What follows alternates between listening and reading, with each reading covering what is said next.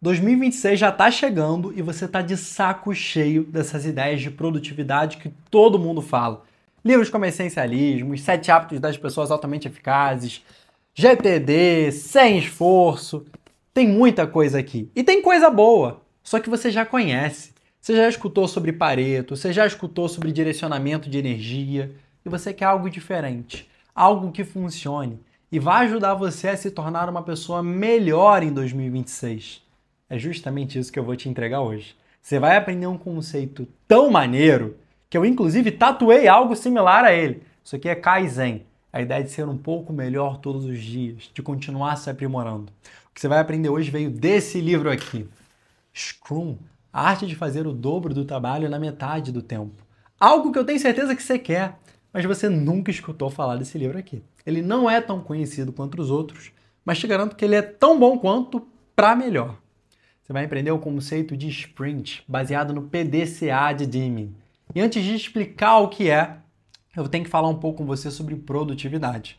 Porque a ideia que você tem hoje de ser produtivo, de ser melhor, não é o que é a produtividade real. E eu já cansei de falar isso, mas eu não poderia abordar esse conceito sem antes falar sobre isso aqui. Produtividade não é fazer mais. Essa ideia de que mais é melhor é uma premissa falsa. Veio lá da época que o agricultor saiu do campo e foi trabalhar nas empresas. Porque o agricultor sabia o que era produtividade. Meu amigo, eu fiz isso aqui e a minha colheita foi melhor. Foi produtivo. Repete isso aí, usa o mesmo produto, o mesmo método, deu bom na colheita. Fiz isso aqui e a colheita veio pior, deu ruim. Comida veio estragada, sei lá, então tira esse produto, usa outra ferramenta, vamos testar algo diferente. Foi improdutivo. Você vê como é que é óbvio? O que era produtivo e o que não era? Tava bem na nossa cara. Mas depois que esse cara saiu daqui e foi para as empresas, cara, como é que a gente ia medir a produtividade dele?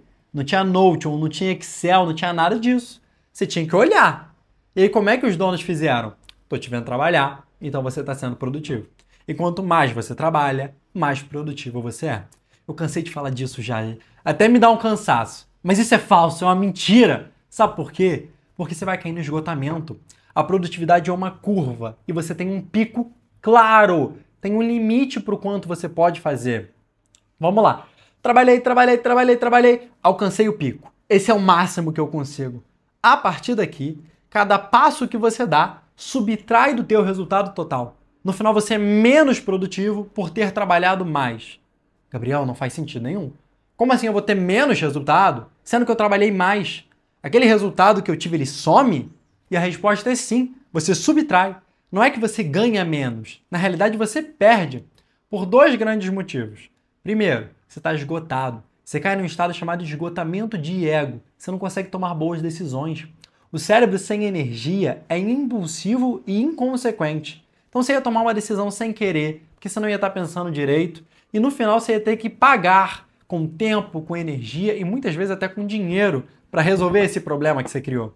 Às vezes você perderia um cliente, criaria um problema no teu relacionamento, tudo isso subtraria da tua produtividade. E também você estaria esgotado. Esse é o segundo motivo. Tanto no dia seguinte, quanto na semana seguinte, quanto no mês seguinte, quanto no ano seguinte. E conforme os dias fossem passando, você ia estar cada vez pior. Cada dia produzindo menos. Menos energia, menos inteligência, menos produtividade. E você ia cair numa armadilha. A armadilha é que a nossa sociedade meio que te empurra, porque o burnout é glamorizado. A gente acha super legal essa ideia do maluco que acorda às 5 da manhã e trabalha do momento em que ele acorda até o momento em que ele vai dormir. Ele chega em casa, mas ele não vê filme com a família, ele não vai pra praia. O maluco sabe o que ele faz? Ele abre outra reunião. Não tem um projeto, ele cria. Esse cara é um exemplo de produtividade. Na verdade, ele é um exemplo de burnout. Um exemplo de uma pessoa que está esgotada e que não vai aguentar por muito tempo. Ele vai quebrar. Ninguém sustenta. O ser humano funciona com cadência. A gente vai, a gente para. Nós precisamos de ritmo. Não de, vamos dar arrancada, vamos embora, 100%, 100%. Não. É vai, para, descansa. Vai, para, descansa. Então, afinal, o que é produtividade real? Produtividade mora na relação entre input e output. O que você coloca, o que volta para você. Olha, fiz 10 de esforço, recebi 10 de produtividade? Perfeito. Foi 1 por 1. Tá ótimo. Botei 10 de esforço, recebi 20. Olha, fui mais produtivo aqui. Tive mais resultados com o mesmo esforço. O que isso significa? Que eu fui mais produtivo. Com menos eu consegui mais. E se eu colocasse 5 de esforço e conseguisse 20 de resultado? Nesse caso, eu teria conseguido o dobro do resultado na metade do tempo. Sensacional. E é isso que você vai conseguir hoje, com um conceito chamado impulso.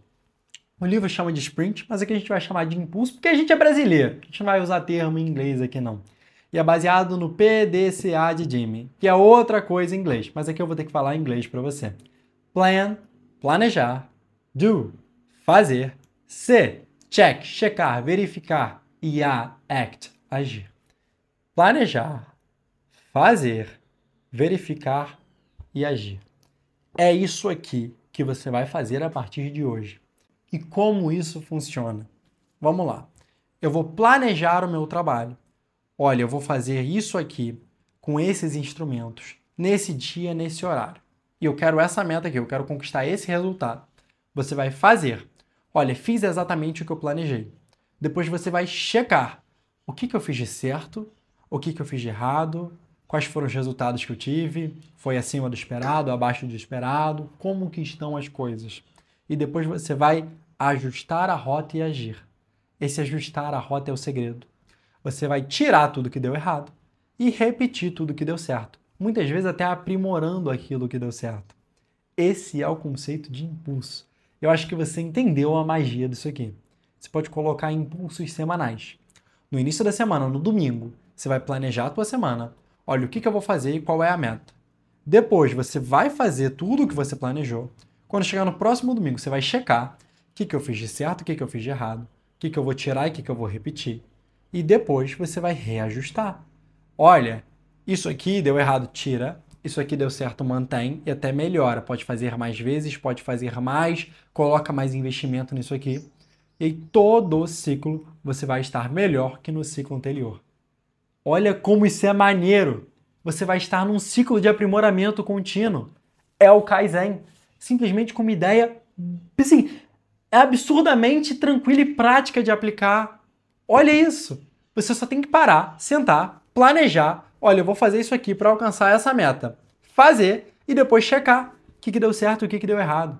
Olha, Gabriel, mas que ideia boba. Não é. E sabe por que não é boba? Porque você mesmo repete os mesmos erros várias vezes. Você faz aquilo, você vê que deu errado, mas daqui a um tempo você esquece e aí você repete. Você não lembra. O lápis mais fraco é melhor que a memória mais forte. O nosso cérebro não é bom. Ele não é bom nem para registrar essas coisas, nem para mensurar o nosso progresso. Cara, a gente está chegando lá, as metas dos impulsos estão sendo batidas. E aquela meta lá, o que aconteceu? A gente não lembra. O cérebro não foi feito para lembrar dessas coisas. A gente tem sim aprendizado, a gente tem neuroplasticidade, mas essas coisas não foram feitas para o cérebro. Essa mensuração não funciona bem. Não é à toa que todo mundo gosta de ter um traqueador de hábitos, todo mundo gosta disso, porque realmente é necessário. Tem que tirar essas coisas da cabeça. Lá elas não ficam bem. E é isso que você vai fazer a partir de agora. Você vai pegar, você vai sentar, você vai planejar. Olha, essa semana eu quero isso aqui. Uma meta que não é nem tão grande para te esgotar, como a gente já disse que não é interessante, e nem tão pequena para ser fácil. Não tem como a gente se aprofundar muito nisso aqui, mas se for muito fácil, você não vai ter energia para fazer. O seu corpo não inicia os processos que te preparam para a ação. Então é interessante que seja uma meta desafiadora, mas possível. É uma meta realista, mas que você vai ter que se esforçar, vai ter que correr atrás.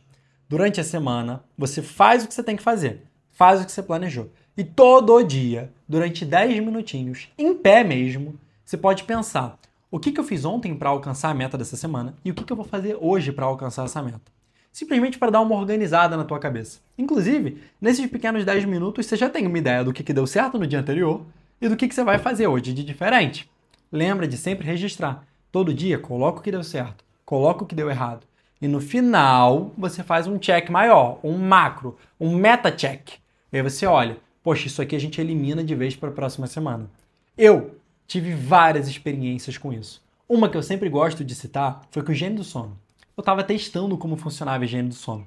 A gente não vai falar sobre isso aqui, mas sono é um dos principais pilares para o desenvolvimento pessoal. Você não vai conseguir crescer, você não vai aprender, você não vai ter bons hábitos se antes você não ajustar o teu sono. E para ter um bom sono, você precisa ter uma boa higiene do sono.